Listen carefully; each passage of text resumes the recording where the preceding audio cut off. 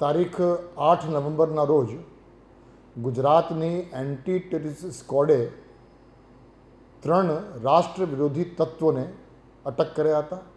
અને એના પાસેથી આર્મ્સ અને એમ્યુનિશન કબજે કર્યા હતા. બીજા દિવસે ફરીદાબાદમાં પણ રાષ્ટ્ર વિરોધી તત્વો વિરુદ્ધ કાયદેસરની કાર્યવાહી કરવામાં આવી અને એ જ દિવસે દિલ્હીમાં એક બોમ્બ બ્લાસ્ટ પણ થઈ હતી. આ સમગ્ર બાબતને ધ્યાનમાં રાખી ગુજરાત પોલીસને સતર્ક કરવામાં આવ્યું અને એક વિડીયો કોન્ફરન્સના માધ્યમથી ગુજરાત રાજ્યના તમામ પોલીસ સ્ટેશનોને સૂચના આપવામાં આવી કે છેલ્લા 30 વર્ષમાં ગુજરાતના વિવિધ પોલીસ સ્ટેશનોમાં જે કંઈ રાષ્ટ્ર વિરોધી તત્વો વિરુદ્ધ ગુનાઓ દાખલ થયા છે એવા તમામ લોકોની ચેકિંગ તાત્કાલિક ચાલુ કરવામાં આવે અને એ પ્રક્રિયા સ્થાનિક પોલીસ સ્ટેશન તરફથી કરવામાં આવી રહી છે. આજે દરેક પોલીસ સ્ટેશનને ફરીથી તાકીદ કરવામાં આવી છે અને સખ્ત સૂચના આપવામાં આવી છે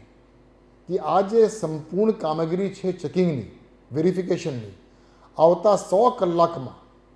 એ પ્રક્રિયા પૂર્ણ કરવામાં આવે. ગુજરાત રાજ્યમાં છેલ્લા 30 વર્ષમાં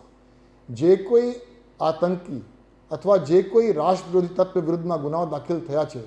તેવા તમામ આરોપીઓની વેરિફિકેશન થયા પછી ડોઝિયર તૈયાર કરવા માટે આવતા 100 કલાકમાં આ કામગીરી પૂર્ણ કરવા દરેક પોલીસ સ્ટેશનોને સૂચના આપવામાં આવી છે.